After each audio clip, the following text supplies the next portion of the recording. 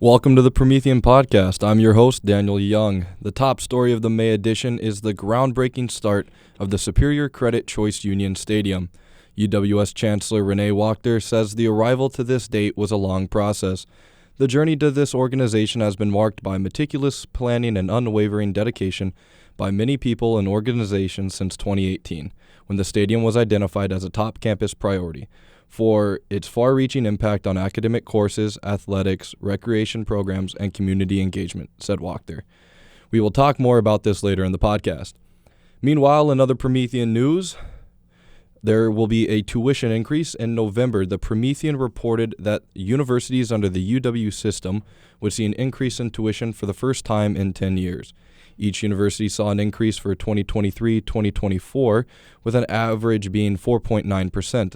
The Board of Regents of the Wisconsin universities voted on April 4th to increase tuition again for the 2024-25 school year. Jeffrey Collar, Vice Chancellor of Administration and Finance at UWS, sent an email stating that tuition and fees for both Wisconsin resident and non-resident full-time undergraduate students living on campus will increase by approximately $326 annually. Room and meal plans will increase by $243, and an online undergraduate credit fee will increase by $11 per credit. The University of Wisconsin-Superior has been known for being a military-friendly school. This year was the 15th year in a row of claiming the title Military-Friendly Gold School by the GI Jobs. Receiving the GI Jobs title means that the campus is recognized for the efforts to assist military personnel, veterans, and their family members in completing a college education. Celicia Hochstetler, the UW Superior Director of Equity, Diversity, and Inclusion, said this ranking shows that during the past 15 years, our institution has invested in serving our veterans and military-connected students. UWS also has a veteran and non-traditional student center known as the VNSC that provides a wide range of support for student veterans of all ages. Earth Day was April 22nd, and the Sustainability Club took the initiative of promoting a more environmentally friendly, conscious culture at UWS. The O2Go reusable lunchbox is the easiest way for people on campus to become involved. When you order food at Crave, you could choose the O2Go lunchbox option through the screen ordering, which is the same process as ordering your food, said Seyo Kondo, the Sustainability Club's vice president. When ordering at Brick Oven, just tell the staff that you want the O2Go box in addition to the reusable lunchbox project. The Sustainability Club has also put together the free store, where students can get clothes, utensils, and even textbooks. The free store is located in Old Main, room 131. Although the club will cease to continue, the group's ideas and willingness to be environmentally cautious will still remain present on UWS campus. The University of Wisconsin-Superior's literary magazine, the Namaji Review, is releasing its 13th edition on May 8th, featuring the theme Welcome to the 13th Floor. Professor of Writing Julie Gard, the magazine's faculty advisor, said the student staff members picked this year's theme to coincide with the publication's 13th anniversary. Not all the work that's published in this issue relates to this theme, but a lot of the work relates to things that are quirky, odd, unexpected, and maybe a little bit of horror. A live reading event was hosted in Swenson Hall, both in person and remotely, on May 8th to celebrate the release. Sue Wadan has announced that she will be retiring at the end of the 2024 semester. During her time at UWS, Wadan said she never had a favorite show because they all mean something different. Wadan is an inspiration for many, and her legacy here at UW Superior will not be forgotten. After 21 years at UWS, Wadan is heading to the next stage of life. As one door closes, another opens. UW Superior will carry on the legacy that Sue Wadan has left. Now back to our actual groundbreaking story on Superior Credit Choice Union Stadium. I'm here with freshman Simone Stevens and sophomore Joel Thomas. Thank you for joining us here today.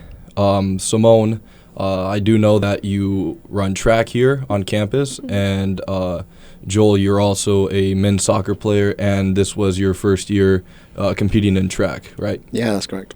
Okay, so kind of it's been both of your first seasons in the track sport.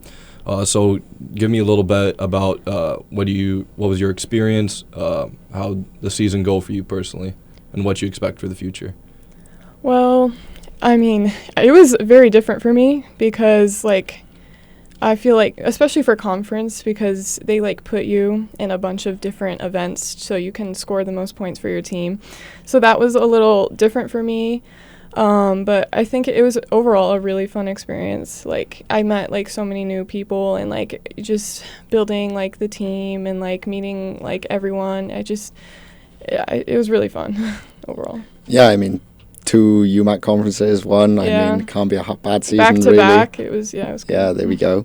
First time in history. But yeah, I think it was good, really good, very good experience for me. First time ever running track. I mean, Coach Drexler really helped me out, perfected my form. The whole team really took me in, felt like I was part of the new team, and I couldn't have asked for any more. Yeah, awesome. So, the season just ended for you guys for outdoor track, and both teams claimed the UMAC titles. Was this the first time that the women's won outdoors, or was it the first time that they won both indoor and outdoor in the same season? I'm not 100% sure on this, but I think it was the first time we won outdoor, and the first time we've won it like both indoor and outdoor. So that was pretty cool to be a part of, and it was really fun. Yeah, that's awesome. So both of you guys did indoor track as well, right? Yeah. Yep. And how did that go? What was it like racing indoor rather than outdoor? Well, it was my first time ever doing indoor, so I've never had an indoor season before. It was just, for me, since I do distance, it was a lot more laps than an outdoor track, so that was very, very new and interesting. But yeah, it was fun. I liked indoor, so it was good. Yeah, obviously I'm part of the sprint crew, apparently, at the UWS. So the curves on an indoor track are much more tight, so a lot more stress on my ankles and knees, I felt, which was okay, but definitely preferred running outdoor afterwards. Yeah. So we obviously don't have a outdoor field here just yet, or track and field. So what are some what are you guys looking forward to with the stadium being constructed in terms of being able to compete in outdoor track while still being on campus? Because I know you guys went to Morris for the UMAC title. So what would it be like racing at home and the possibility of maybe even hosting the UMAC outdoor track and field in the future? I feel like it'll bring like a lot more people to come and watch, because obviously having to drive 4 hours to all the way to Morris is like difficult for people to come to support and watch watch the track team compete. So I think if we have it here instead, or in the future, it'll bring a lot more people to come and watch, and just a lot more people to come and support track overall. Yeah, I mean, the facilities at Morris were okay, but I wouldn't really say they were up to UMAC standards. Not too great. No, but yeah, it would be nice to have a new facility. Obviously, at home is much better for us. We don't have to travel 4 hours, all crammed up on a bus. But yeah, I'm excited, very excited to train and be outdoors on a nice facility. Yeah, awesome. There was a couple of records broken this year in both indoor and outdoor. I know you, Simone, were part of the 4x1600 women's record that was broken in indoor track. And Joel, you were also part of the 4x400 in outdoor that got first and kind of put the UMAC title away in a way. So kind of just give me an insight on both of those. Well, for the 4x1600, that was really fun to be a part of. I remember we were talking about it for a few weeks before it happened, and we were trying to ask Glenn for us to be able to do it, because we saw that record and we're like, we felt pretty confident that we'd be able to accomplish that. So we kind of just got a team together and set out on it, and we went out and did it, and it was just really fun, and it was a good experience. Awesome. Yeah, it was definitely a fun experience to watch as well as be a part of, I'm sure. It was good. Just watching, because I remember they were the only actual team competing in that event. Yeah, it was just us competing. It was very interesting. Like, we went out, and I had no one to race against. It was kind of just racing against the clock. So, yeah. Yeah, very cool. The 4x4 was a fun event. Right before the event, we found that the results of the event didn't really matter. We had already clinch the title. So we sort of went out with no thoughts or no stress. I was the first leg, so by the time I handed off the baton, I knew my job was done. I think we were in second place at the time. So once I handed it off, I was like, right, it's not in my hands anymore. Sort of de-stressed, didn't worry. The outcome was the best outcome I could have asked for, really. So, well, awesome. I mean, I think as a campus, as a school, both track teams have been really successful, not only this year, but as of late. Kind of gearing towards next year, next season, once the stadium will be built. Joel, I know you're part of the men's soccer team here. So what are you kind of looking forward to on that standpoint?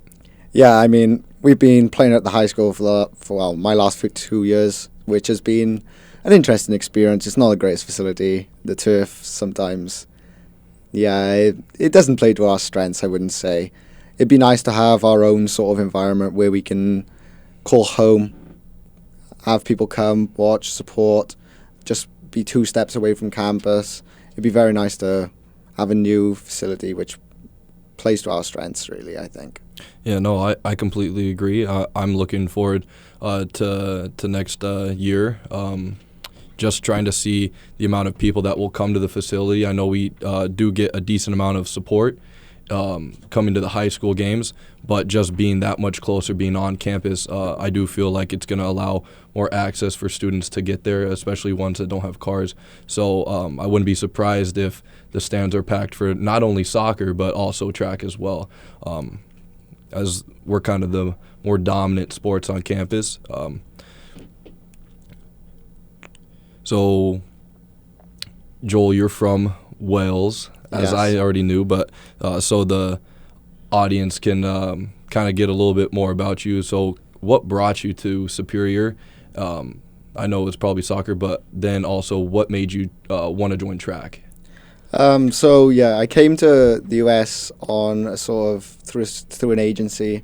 So the agency would film my soccer abilities and send them over to various coaches around the country. And Coach Mooney, part of the men's soccer team, reached out to me, and I sort of clicked straight away as soon as we spoke. Both of our personalities were very similar, I think, which helped. And I committed, came over, enjoyed my first year thoroughly, but sort of thought my game was lacking a bit in the speed department. So after speaking with Coach Mooney, he put me in contact with Coach Drexler, who helped thoroughly.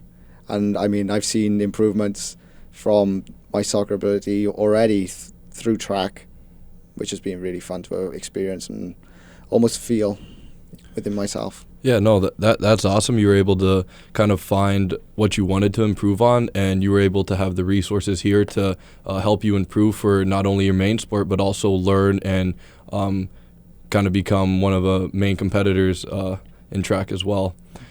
Simone, you're a freshman here, so kind of what brought you to Superior, and how has your first year on campus been, and expectations for the future? Yeah, so I'm originally from Arizona, so I moved up here because honestly I just wanted like a change of scenery. I've lived in Arizona like my whole life, and it's also really hot there, so I didn't want that anymore. But yeah, it's been really fun here. I've met a lot of new people, a lot of amazing people. My first year, just like overall, I think it's been pretty smooth and been going pretty well. School-wise, also really well. Like, it honestly feels kind of just like high school, like just the same thing. But yeah, overall, it's been pretty good, and I'm really excited for future years and future seasons, and especially in the future when we have a new track to actually have our own track to compete on, and maybe even host conference there too. So yeah, no, awesome. Well, that's kind of all I've got for you guys. I appreciate you guys coming in and talking about the stadium updates and what you guys are kind of expecting and looking forward to next year. Just wanted to give one last thanks to both of our guests, Simone Stevens and Joel Thomas, for joining us here today. Really appreciate that. Anything else you guys want to add about anything regarding the stadium or your season, sports, anything like that? I have nothing personally. No, just love my mom. Miss you, mom. Hope you're watching, listening. Awesome. I'm your host for this edition of the Promethean Podcast, Daniel Young. For the latest news and information about UW Superior Campus from the Promethean, be sure to follow us on Facebook and Instagram, and of course online at uws-promethean.com.